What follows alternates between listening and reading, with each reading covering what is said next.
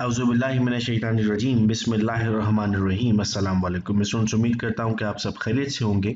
पिछले video lecture में आपने बॉयल्स लॉ और चार्ल्स लॉ को सिमुलेशंस की मदद से समझा और साथ ही साथ आपने काइनेटिक मॉलिक्यूलर थ्योरी को भी देख लिया। आज के इस वीडियो लेक्चर में हम स्टेट्स ऑफ मैटर यानी सॉलिड, लिक्विड और गैस, इन तीनों की काइनेटिक मॉलिक्यूलर थ्योरी को डिस्कस करेंगे और हम न्यूमेरिकल सॉल्व करेंगे जो हमारे पास पेपर्स में पूछे गए थे और फिर हम लिक्विड स्टेट पढ़ेंगे।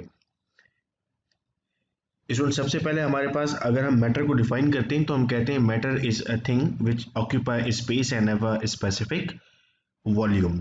ये लाजिम है कि मैटर में कोई ना कोई वो जगह घेरता होगा और वो वजन रखता होगा। अगर आप में से कोई ये सोचता है कि सर गैस क्या जगह घेरती होगी या गैस क्या वजन रखती होगी, तो कभी तो ऐसा हुआ होगा कि आप साहिल समंदर की तरफ जा रहे हो और सामने से जोरदार हवा आ रही है, एयर आ रही है और आपको वो फील हो रही है, इसका मतलब उसका कोई ना कोई वॉल्यूम है। आपने ज़रूर सुना होगा कि सीएनजी स्टेशंस पे अब सीएनजी नहीं मिलेगी। घर में जो एलपीजी किट्स होती हैं उसमें सीएनजी या जो गैस आप भरते हैं वो ख़त्म हो गई है। इसका मतलब कि कोई ना कोई वज़न रखती है। 1 किलो भरवाइए या 2 किलो भरवाइए तो इसका मतलब होता है कि सर वो कोई ना कोई वज़न रखती है। हम इन पॉइंट्स को बेटा अब रीड करते हैं। Gases don't have a definite volume and occupy all the available space. The volume of gas is volume of the container. Volume मौजूद है लेकिन डेफिनेट वॉल्यूम नहीं है, वो पूरे कंटेनर में फैल जाती है। तो जो कंटेनर का वॉल्यूम होता है वही गैस का वॉल्यूम होता है। They don't have a definite shape and take the shape of the container just like liquid. इनका अपना कोई शेप भी नहीं होगा, ये कंटेनर का शेप एक्वायर कर लेंगे। Due to low densities of gases as compare to those of liquids and solids, the gases bubble through liquids and tends to rise up. अगर मैं आपके सामने कोल्ड ड्रिंक की एग्जांपल लेता हूँ तो जैसे ही आप कोल्ड ड्रिंक को ओपन करते हैं आप देखते हैं कुछ गैस उसमें से बाहर आ रही होती है। एक्चुअली वो कार्बन डाइऑक्साइड गैस होती है और चूंकि उसकी डेंसिटी कम होती है इसीलिए वो बाहर की तरफ आ रही होती है उस लिक्विड में से। गैसेस डिफ्यूज और रिफ्यूज करते हैं, ये प्रॉपर्टी इनमें मौजूद है। ग्राहम्स लॉ ऑफ डिफ्यूजन हम पढ़ेंगे जिसमें हम कहते हैं कि the rate of diffusion is inversely proportional to the their densities. This property is negligible in solids but appears in liquid as well. Negligible का मतलब होता है बहुत कम। हम ये नहीं कहेंगे कि इनमें बिल्कुल भी नहीं होती, हम कहते हैं इनमें भी होगी लेकिन बहुत कम मिकदार में होगी। Gases can be compressed by applying a pressure because there are large empty space between their molecules. Fridge में कंप्रेसर्स आपने सुने होंगे जहाँ पर गैस को, फ्रीऑन गैस को कंप्रेस किया जाता है, तो यहाँ से हम याद रख लेंगे कि सर गैसेस को भी कंप्रेस किया जाता है। Gases can expand on heating on by increasing the available volume. Gases को हम एक्सपेंड भी कर सकते हैं। स्टूडेंट्स, इनसे आपको एमसीक्यूज कैसे पूछे जाएंगे हर वक्त हमें याद रहे। हम एमकैट ई कैट की तैयारी कर रहे हैं तो हमसे इम्तहान में सवाल किस तरह पूछा जाएगा। सवाल इस तरह आता है, बेटे which of the following is not the property of gases या which of the following is the property of gas, तो तब आपको ये सारी प्रॉपर्टीज पता होना जरूरी है। When sudden expansion of gases occur, cooling takes place. It is called as Joule-Thomson effect. इसको जरूर याद रखिएगा। अगर आपने कभी बस में सफ़र किया और बस में सिलेंडर लगा हुआ था और आप उसके साथ बैठे हुए थे, तो जैसी जैसी बस चल रही होती है उस सीएनजी पर आप देख रहे होते हैं कि वो ठंडा होता जा रहा है सिलेंडर। चूंकि जब भी सडन एक्सपेंशन होती है गैस की तो उसके बाद कूलिंग लाजमी होती है। और इस इफेक्ट को जरूर याद रखिएगा, ये एक साल पेपर में पूछा गया था कि इस इफेक्ट को हम क्या कहते हैं। It is Joule Thomson effect. Molecule of gases are in constant state of random motion. They can exert a certain pressure on the walls of container and this pressure is due to the number of collision. हम कहते हैं कि जब भी वो molecules आपस में मिलते हैं और कंटेनर के साथ लगते हैं तो कोई ना कोई प्रेशर जनरेट करते हैं। इस बात को आप समझेंगे कि आप सुनते हैं गैस सिलेंडर फटने से इतने लोगों को नुकसान पहुंचा, इतने लोग हलाक हुए, इतने लोग जख्मी हुए, तो गैस सिलेंडर क्यों फट गया सर? उसको जोर से हिलाया गया होगा या उसमें गैस ज़्यादा मौजूद थी। गैस के दरमियान जो इंटरमोलिकुलर फोर्स है वो वीक है। क्यों है सर वीक? चूंकि वो मॉलिक्यूल दूर दूर है। आप जिस दोस्त के साथ रोज बात करते हैं उससे दोस्ती ज्यादा है आपकी, जिससे 2 महीने में एक बार बात करते हैं उससे दोस्ती कम है आपकी। तो यहाँ पर हम कहते हैं कि चूंकि मॉलिक्यूल बहुत दूर दूर है तो उनकी दोस्ती आपस में कम है। इंटरमोलिकुलर फोर्स को मैं दोस्ती कहूंगा। अगर आप ये याद कर लेते हैं तो बहुत आसान हो जाएगा आपके लिए आगे चीजों को समझना। अब आते हैं बेटे हम प्रॉपर्टीज ऑफ लिक्विड पर। Liquid don't have a definite shape but a definite volume. इस बात को मैं आपको यूँ समझाऊंगा कि आप अगर बाजार से दूध खरीद कर लाते हैं और वो थैली में होता है तो वो थैली की शेप का होता है, लेकिन जब आप उसे अपने घर में लाके बर्तन में डालते हैं तो बर्तन की शेप का हो जाता है। लेकिन ऐसा नहीं होता कि थैली में आप 1 लीटर लाए थे, बड़े बर्तन में डाला तो वो 4 लीटर हो गया। अगर ऐसा होता तो मसला ही खत्म हो जाता। लोग छोटी थैलियों में लेकर आते और घर में आकर बड़े बर्तन में डाल देते तो वॉल्यूम इंक्रीज हो जाता, लेकिन ऐसा नहीं है, उसका डेफिनेट वॉल्यूम है। Molecules of liquid are in constant state of motion. The evaporation and diffusion of liquid molecule is due to this motion. वो molecules जो ऊपर की तरफ मूव कर जाते हैं वो evaporate हो जाते हैं, वो molecules जो दो आपस में मिक्स होना शुरू हो जाते हैं वो डिफ्यूजन कॉज करते हैं. द डेंसिटीज और liquid are much greater than those of gases but are close to those of solids. यानी अगर मैं डेंसिटीज में आपको कहूँ तो मैं कहूँगा सबसे कम हमारे पास गैसेस की है, फिर इसके बाद लिक्विड्स है और फिर इसके बाद सॉलिड्स हैं. The space among the molecules of liquid are negligible just like solids. ये क्लस्टर्स की फॉर्म में होते हैं, इनमें बहुत ज़्यादा स्पेस नहीं होगा, ज़्यादा स्पेस गैस में होगा. यानी गैस अगर मैं स्पेस के मुताबिक अरेंज करना शुरू करूं तो मैं कहूँगा पहले गैस है, फिर लिक्विड है और फिर सॉलिड है. कि गैस में बहुत ज़्यादा स्पेस है, लिक्विड में उससे कम है और सॉलिड में ना होने के बराबर है. The intermolecular attractive force in liquid are intermediate between gas and solids.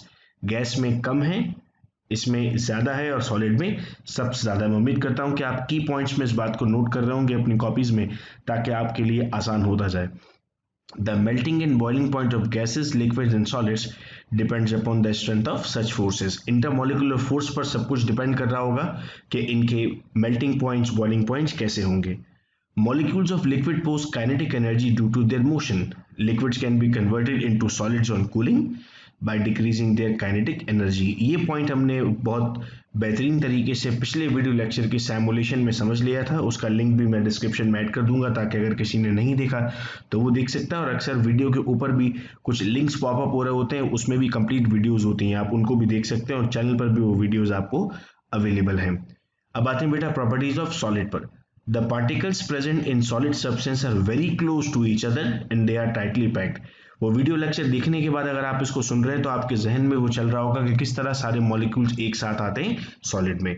Due to this reason solids are non compressible and they can not diffuse into each other. आप कंप्रेस नहीं कर सकते. अब आप कहेंगे नहीं सर मैं सॉलिड को कंप्रेस कर सकता हूँ, मैं हथौड़ा लेकर आता हूँ दीवार पर मारता हूँ, दीवार तो दब जाती है. वो आपने कंप्रेस नहीं किया, आपने डिफॉर्म किया. डिफॉर्म का मतलब था उसकी शेप को आपने चेंज कर दिया. कंप्रेस का मतलब तो ये होता है कि आपने प्रेशर लगाया, कंप्रेस हो गया. आपने प्रेशर हटा दिया, वापस से वो नॉर्मल हो गया. लेकिन इस केस में ऐसा नहीं होता. There are strong attractive forces in solids which hold the particles together firmly and for this reason solids have definite shape and volume. तो गैस में definite shape नहीं था, volume नहीं था. लिक्विड में definite shape नहीं था लेकिन volume था.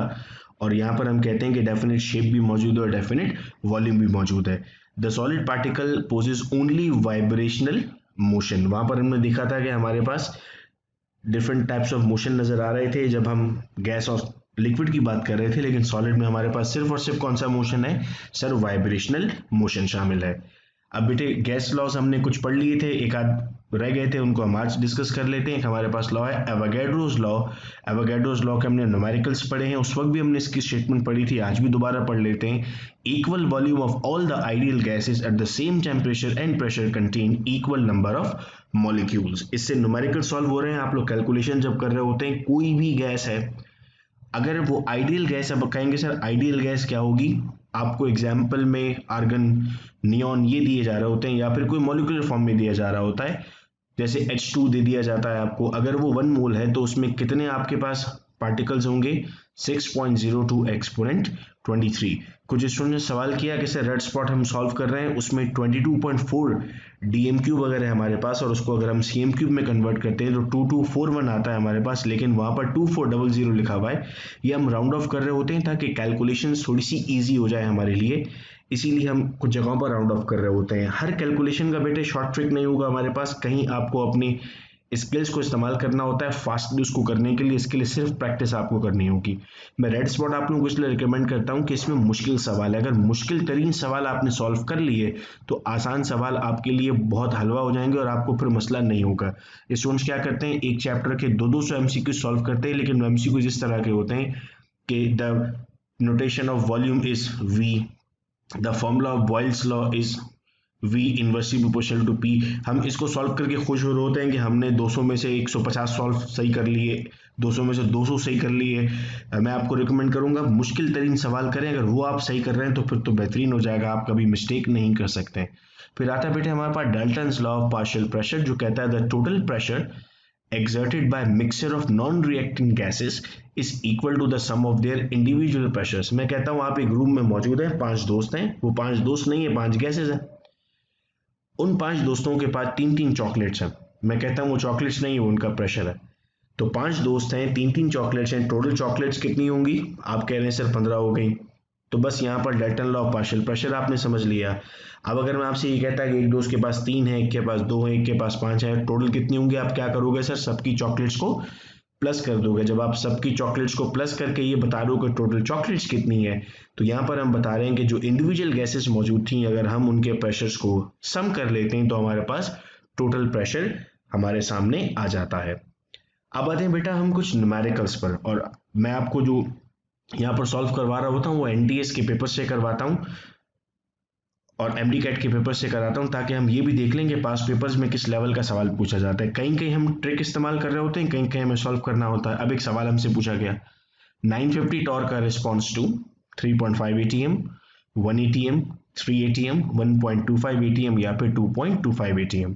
आप साथ साथ बुक्स भी पढ़ रहे होते हैं, बुक्स में कुछ चीज़ें मिल रही होती हैं, आपसे रिकमेंडेशन है किताब अपनी पढ़ें और ये वीडियो लेक्चर्स आप देख रहे हैं।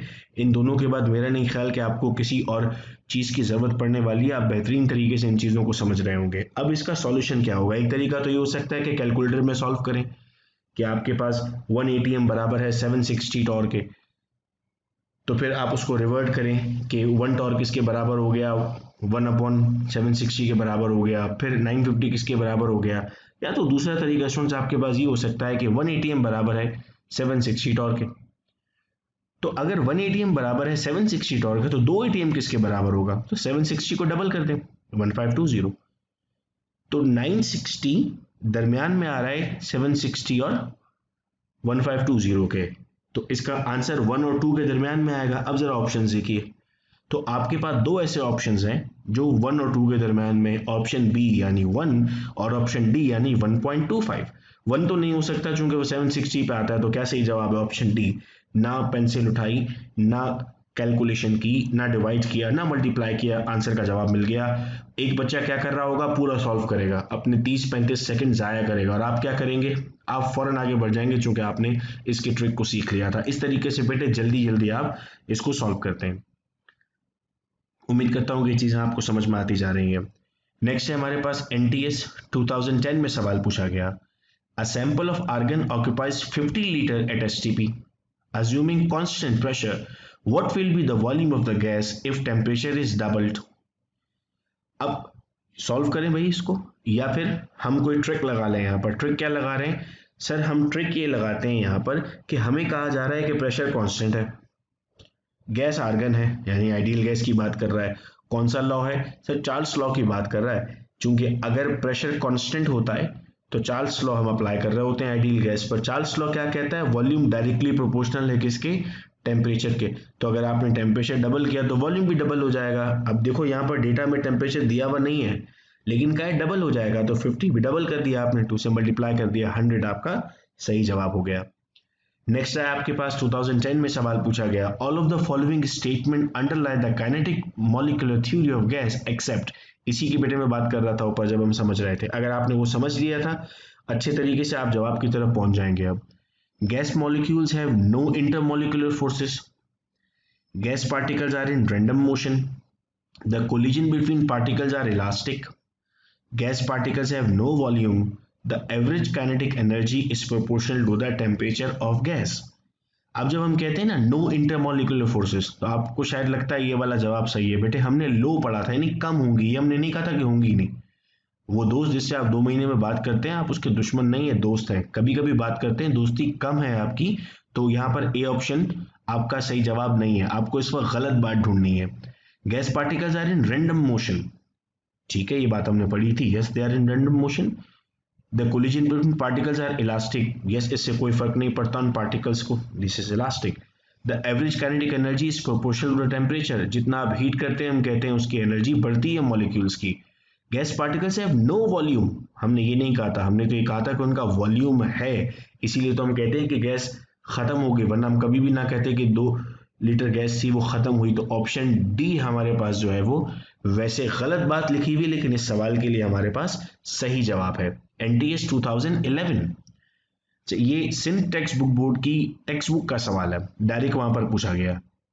अ child's balloon has a volume 3.80 dm³ when temperature is 35 degrees centigrade. If the balloon is put in the refrigerator and cooled to 5 degrees centigrade, the approximate volume of the balloon is, आपसे volume पूछ लिया, आप assume कर रहे हैं कि balloon के अंदर और बाहर एटमॉस्फेरिक प्रेशर बराबर है, यानी आपको फिर ये ले जा रहा है चार्ल्स लॉ की तरफ। अब आप कहेंगे sir V1 upon T1 is equal to V2 upon T2। Students यहाँ पर मिस्टेक क्या करते हैं, सबसे पहली मिस्टेक वो ये करते हैं कि टेम्परेचर को डायरेक्ट इस्तेमाल करते हैं, जबकि हमेशा याद रखिएगा जब भी टेम्परेचर आप यूज कर रहे होंगे उस वक्त आपको उसे केल्विन में कन्वर्ट करना होगा और फिर आगे बढ़ना होगा। तो केल्विन में कन्वर्ट करना आपके लिए जरूरी था। 35 में आपने 273 प्लस किया तो 308 आया, 5 में आपने 273 प्लस किया तो 278 आया। फॉर्मूला क्या बन रहा था आपके पास, V1 upon T1 is equal to V2 upon T2। हमें क्या मालूम करना है सर, V2 मालूम करना है। T2 डिवाइड हो रहा है, वहां जाकर मल्टीप्लाई हो जाएगा, तो फॉर्मूला बन गया V1 multiply by T2 divided by T1। अब आपको इसमें वैल्यूज पुट करनी है। 278 को आपको मल्टीप्लाई करना है 3.8 से। बेटे इस तरीके से जैसे छोटी क्लासेस में आप करते थे, यहाँ पर आपको मल्टीप्लाई करना होगा इसे, लेकिन फास्टली मल्टीप्लाई करना होगा। मल्टीप्लिकेशन की प्रैक्टिस अपनी स्ट्रॉन्ग करनी होगी। कुछ स्टूडेंट से सवाल करेंगे सर चैप्टर नंबर 1 में मल्टीप्लिकेशन का टॉपिक था, वो हमने उस चैप्टर में नहीं पढ़ा। ये पूरा सिलेबस में बेटा मल्टीप्लिकेशन साथ साथ चलता जाएगा। लोगैरिथम हम जब पीएच पढ़ होंगे तब उसके हम रूल्स पढ़ लेंगे। मैं बहुत माजरत खां उन तमाम बच्चों से, इनके सवाल मैं जवाब नहीं दे पा रहा। मैं क्वेश्चंस आप सबके देखता हूं और मैं कोशिश करता हूं कि आने वाले वीडियो लेक्चर्स में आपको उसका जवाब दे सकूं। तो अब आप जब फाइनल कैलकुलेट करते हैं इसे नॉर्मल डिवीजन के मेथड से, आपको अपनी मैथ थोड़ी सी स्ट्रॉन्ग करनी होगी, तो आपके पास आंसर आता है 3.42। और यहाँ पर आप देखते हैं ऑप्शन नंबर बी आपको नियर मिलता है 3.42 से, तो आपके पास ऑप्शन नंबर बी आपका सही जवाब होता है। एनटीएस 2012 में सवाल पूछा गया, comparative rates of diffusion of helium and SO2 will be. ये ग्राहम्स लॉ ऑफ डिफ्यूजन से सवाल है। देखो स्टेटमेंट लिखने को नहीं आएगी, एमकैट की प्रिपरेशन बिल्कुल डिफरेंट है आपके इंटरमीडिएट से। इंटरमीडिएट तो आप ग्राहम्स लॉ ऑफ डिफ्यूजन की स्टेटमेंट याद करते थे, मैथमेटिकल रिप्रेजेंटेशन याद करते थे, डेरिवेशन याद करते थे। अब वो नहीं आने वाला। आप जब एमकैट पढ़ रहे हो, ईकैट पढ़ रहे हो, तो आपको लगना चाहिए कि आप एमकैट ईकैट की तैयारी कर रहे हैं, ये ना लगे कि आप दोबारा इंटर की तैयारी कर रहे हैं। इंटर तो आपने कर लिया, उसी से दोबारा किस तरह सवाल पूछे जाएंगे ये इंपॉर्टेंट है। इसीलिए मेरी कोशिश रहती है कि मैं आपके सामने एनटीएस से अब बहुत सारे एमसीक्यूज लेकर आऊं, उनको हम सॉल्व कर रहे हो। जितने एमसीक्यूज पे हम ग्रिप रखेंगे इंशाल्लाह उतना हम आगे बढ़ रहे होंगे। तो हमारे पास सर अब फॉर्मूला होता है इसके लिए कि rate of diffusion of gas is inversely proportional to their masses. यानी यहां पर मैंने हीलियम रखा, यहाँ पर SO2 है, तो मास में यहाँ पर मुझे इन्वर्ट करना होगा। ये SO2 का मास है मेरे पास और ये हीलियम का मास है। अब बच्चे परेशान होते हैं कि सर हम ऊपर कौन सी गैस रखें और नीचे कौन सी गैस रखें। तो भाई यहाँ पर ऊपर आप हल्की गैस रखें और यहाँ पर नीचे आप भारी गैस रखें। अब क्या कोई फर्क पड़ेगा आंसर पे अगर हम हल्की या भारी गैस यहाँ रखते हैं? आंसर पे फर्क नहीं पड़ेगा। आप दोनों तरीके से कर सकते हैं, ऊपर आप SO2 भी लिख सकते हैं, नीचे आप हीलियम भी लिख सकते हैं। कैलकुलेशन थोड़ी सी मुश्किल हो जाएगी।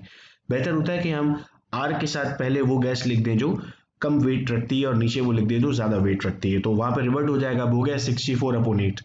जब हम 64 को 4 से डिवाइड करते हैं तो हमारे पास आंसर आता है 16, और 16 का अंडर रूट क्या होता है 4। तो हमारे पास आंसर क्या आ रहा है 4 आ रहा है। ये बड़ा सिंपल हो जाता है हमारे पास। तो हमने हीलियम और SO2 का कंपैरेटिव डिफ्यूजन रेट निकाल दिया। अब आपको ये भी देखना होता है कि सवाल में हीलियम और SO2 आपसे पूछा गया है। अगर लिखा होता compare rates of diffusion of the gases helium and SO2, तब आप दोनों तरीकों से निकाल सकते थे। लेकिन अगर आपको अब ये लाजिम कर दिया गया कि हीलियम और SO2 का निकालना है, यानी पहले हीलियम से कितनी टाइम्स आपके पास फास्टर हो रही है आपको वो बताना है, तो आपको इसी अंदाज में इसको सॉल्व करना होगा। नेक्स्ट बेटे मूव करते हैं हम लिक्विड स्टेट पर।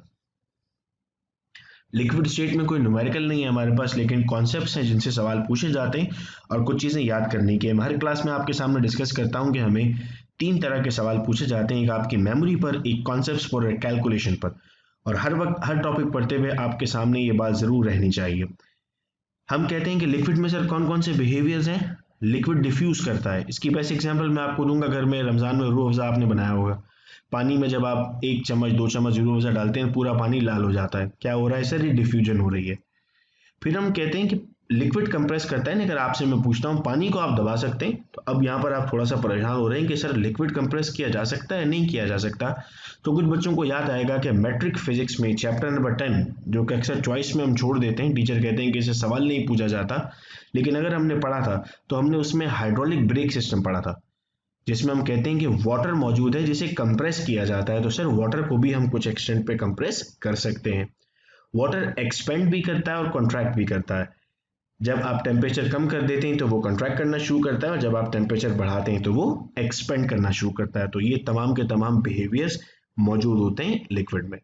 अब हमारे पास बेटे कुछ शॉर्ट नोट्स होते हैं, उन शॉर्ट नोट्स में क्या क्या चीज़ें हमें याद रखनी है, इस वक्त वो स्क्रीन पर हमारे सामने मौजूद है। What is viscosity? सबसे पहले तो आपको डेफिनेशन बताओ। Sir it is the resistance against flow, बहाव के खिलाफ जो चीज़ रोकती है उसे हम नाम देते हैं विस्कोसिटी, या फिर हम बहुत आसान उर्दू में इसे हम नाम देते हैं गाढ़ापन। Intermolecular attraction between molecules within the bulk of liquid occurs in all direction. एक लिक्विड के मॉलिक्यूल पर हर तरफ से इंटरमोलिकुलर फोर्स लग रही होगी, यानी अगर आप रश में जा रहे हैं बीच में, अगर आप दरमियान में हैं तो आपको हर सिम से धक्का लगता है, हर तरफ से आप प्रेशर आ रहा है। या फिर अगर आप एग्जाम हॉल में बैठे हैं और आपके पास एक्स्ट्रा बॉल पेन है तो हर तरफ से आपको बॉल पेन के लिए आवाज आ रही होती है। या अगर आप किसी दोस्त की गैदरिंग में गए और आपके पास च्युइंगम मौजूद है तो हर तरफ से आपको च्युइंगम की आवाज आ रही होती है। यूं समझ लें कि लिक्विड का मॉलिक्यूल जो बीच में मौजूद है उसे हर तरफ से इंटरमॉलिक्यूलर यानी बराबर वाला मॉलिक्यूल अपनी तरफ अट्रैक्ट कर रहा होता है। वो लिक्विड्स जिनकी मॉलिक्यूलर फोर्सेस ज्यादा होती हैं उनकी विस्कोसिटी भी ज्यादा होगी, यानी वो इजीली फ्लो नहीं करते हैं। Ethyl alcohol is more viscous than ether. इस बात को याद रख लें, एमसीक्यूज में पूछा जा चुका है। क्यों? चूंकि अल्कोहल में हाइड्रोजन बॉन्डिंग ज्यादा है, जिसमें हाइड्रोजन बॉन्डिंग ज्यादा होगी वो ज्यादा विस्कस होगा। C grade oil 30 is less viscous than grade 40, चूंकि ग्रेड 40 में हमारे पास बॉन्डिंग ज्यादा है। Unit of viscosity is poised, हम इसे मेजर कर रहे होते हैं पॉइस पर, लेकिन अगर हम ऐसा यूनिट की बात करते हैं तो वो न्यूटन सेकंड पर मीटर स्क्वायर है। Viscosity of liquid decrease with rise in temperature. अक्सर ऐसा होता है कि सर्दियों में जो केचप की हमारी बॉटल होती है उसमें केचप जम जाता है, बाहर नहीं निकलता, मतलब उसकी विस्कोसिटी बढ़ गई है। क्या करते हैं, थोड़ी देर के लिए अम्मी कहती हैं कि पानी गर्म हो रहा है उसमें डालकर ले आओ, या थोड़ी देर के लिए चूल्हे पर रख दो। चूल्हे पर रखते हो तो क्या होता है सर, टेम्परेचर इंक्रीज होता है। जब टेम्परेचर इंक्रीज होता है तो वो केचप बाहर आना शुरू हो जाता है, यानी केचप का गाढ़ापन कम होना शुरू हो जाता है। तो अब आपको हमेशा इंशाल्लाह याद रहेगा कि विस्कोसिटी ऑफ लिक्विड कम होगी अगर टेम्परेचर इंक्रीज होगा। नेक्स्ट बेटा हमारे पास आता है surface tension. Now molecules at the surface experience an attractive force downwards which is named as surface tension. Simple कर देते हैं, वो मॉलिक्यूल्स जो सरफेस पर मौजूद है उन पर ऊपर से तो फोर्स लग नहीं सकती, चूंकि ऊपर तो मॉलिक्यूल नहीं है, नीचे ही मॉलिक्यूल है तो नीचे ही फोर्स लग रही होगी। और उस फोर्स को हम क्या नाम दे रहे हैं सर, उस फोर्स को हम नाम दे रहे हैं सरफेस टेंशन का। इसकी डायमेंशंस हमारे पास हैं डाइंस पर सीएम और अर्ट्स पर सेंटीमीटर स्क्वायर। ये सब याद रखने वाली बातें जो इम्तिहान में पूछी जाती हैं। Surface tension of water is higher than most of the liquid. क्यों? चूंकि हाइड्रोजन बॉन्डिंग वाटर में ज्यादा है। Surface tension reduce surface area of liquid. Surface tension से सरफेस एरिया कम होता है। इसी से आपके पास एक साइंटिफिक रीजन आता था, free falling drop is always spherical. अब भी आता है एमसीक्यूज में, सवाल होता है why free falling drop is always spherical. फिर नीचे ऑप्शन दिए हुए होते हैं, उनमें एक ऑप्शन होता है कि सरफेस टेंशन रिड्यूस करता है सरफेस एरिया को, जो आपके लिए सही जवाब होगा। Surface tension decrease with the rise in temperature. अगर टेम्परेचर बढ़ेगा तो सरफेस टेंशन भी डिक्रीज होगी, जो विस्कोसिटी के साथ हुआ था वही यहां पर हुआ। नेक्स्ट हमारे पास प्रॉपर्टी आती है वेपर प्रेशर। वो लिक्विड्स जो इजीली एवापोरेट हो जाते हैं रूम टेम्परेचर पर, हम उन्हें नाम देते हैं वॉलेटाइल का। यानी अगर पेट्रोल है उसे मैं एक रूम में रखता हूं और किसी बर्तन में रखा और बर्तन खुला हुआ था, तो आधे पौने घंटे बाद मैं देखूंगा कि वो गायब हो जाएगा। इसका मतलब था कि वो क्या था सर, वो वॉलेटाइल था। लेकिन पानी जब तक कोई पी नहीं लेता गायब नहीं होता, इसका मतलब था सर वो नॉन वॉलेटाइल था। Pressure exerted by vapors when they are in equilibrium with liquid phase is called as vapor pressure.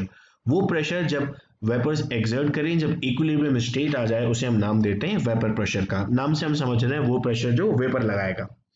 evaporation occurs when molecule escape in the gaseous phase। जैसे ही ये वेपर्स बाहर निकलना शुरू हो जाते हैं तो हम कहते हैं अब क्या हो रहा है, अब एवापोरेशन स्टार्ट हो रही है, वेपर्स बाहर जा रहे हैं। अक्सर आपने ये सुना होता है और ऑब्जर्व भी किया होता है कि गर्म पानी अगर खाल पर गिरे या भाप अगर गिरती है तो भाप से ज़्यादा जलते हैं, गर्म पानी से इतना ज़्यादा नहीं जलते हैं। भाप से फौरन छाले निकल आते हैं क्योंकि भाप में जो मॉलिक्यूल बाहर निकला हुआ होता है, स्टीम में जो बाहर आया हुआ होता है, उसका टेम्परेचर ज़्यादा होता है। During evaporation molecules with high kinetic energy scapes, जिनका ज़्यादा होता है वो चले जाते हैं तो पीछे वालों का टेम्परेचर कम हो जाता है। इसीलिए हम कहते हैं कि एवापोरेशन क्या है, कूलिंग प्रोसेस है। मैट्रिक क्लास से आपके जहन में बात डाली जा रही है, कभी रेफ्रिजरेटर में बात पढ़ाई जाती है, कभी स्वेटिंग में आपको ये बात पढ़ाई जाती है कि जहाँ भी आपके पास एवापोरेशन हो रही है वहां पर आपके पास कूलिंग लाजमी हो रही होगी। अब स्टूडेंट एक स्क्रीन पर हम कन्वर्जेंस देख लेते हैं। सॉलिड जब कन्वर्ट होता है लिक्विड में तो हम क्या नाम देते हैं, सर मेल्टिंग। लिक्विड जब कन्वर्ट होता है गैस में तो हम क्या नाम देते हैं, सर बॉइलिंग। सॉलिड अगर डायरेक्टली कन्वर्ट होता है गैस में तो हम क्या नाम देते हैं, सब्लिमेशन। लिक्विड अगर सॉलिड में कन्वर्ट होता है तो हम नाम देते हैं फ्रीजिंग। गैस अगर लिक्विड में कन्वर्ट होती है तो हम नाम देते हैं लिक्विफिकेशन। इससे भी हमें इम्तहान में सवालात पूछे जा रहे होते हैं तो ये एक स्क्रीन पर हम अपने सामने से भी क्लियर कर देते हैं। इंशाल्लाह नेक्स्ट वीडियो लेक्चर में हम सॉलिड स्टेट ऑफ मैटर पढ़ेंगे और ये चैप्टर हमारा कंप्लीट हो जाएगा। और फिर इसके बाद इस चैप्टर का टेस्ट भी आपके सामने वीडियो लेक्चर्स में होगा। वो तमाम स्टूडेंट्स जो रजिस्टर्ड है व्हाट्सएप ग्रुप में, उनके लिए ये अनाउंसमेंट है कि आपको एक लिंक शेयर किया जाएगा ग्रुप में, जिसमें अगर आपको कोई सवाल पूछना होगा तो आप डायरेक्टली सवाल वहां पर लिख देंगे। ये लिंक आपको इसलिए शेयर किया जाएगा बिकॉज आपके जो व्हाट्सएप पे क्वेश्चन आ रहे होते हैं कभी कभार मैं रिस्पॉन्ड नहीं कर सकता, तो लेक्चर के फौरन बाद आधे घंटे के लिए वो लिंक एक्टिव होगा, आप उसमें क्वेश्चंस लिख सकते हैं। और वो लोग जो रजिस्टर्ड नहीं है व्हाट्सएप ग्रुप में, अगर वो रजिस्ट्रेशन करवाना चाहते हैं तो वो 0333224303 पर हमें मैसेज कर दें अपने नाम, कॉलेज के नाम और इस चैनल के स्क्रीनशॉट के साथ, ताकि उन्हें भी रिस्पेक्टिव ग्रुप में ऐड कर दिया जाए। बहुत शुक्रिया इस वीडियो लेक्चर को सुनने का। अपना बहुत ख्याल रखिएगा। अल्लाह हाफिज़।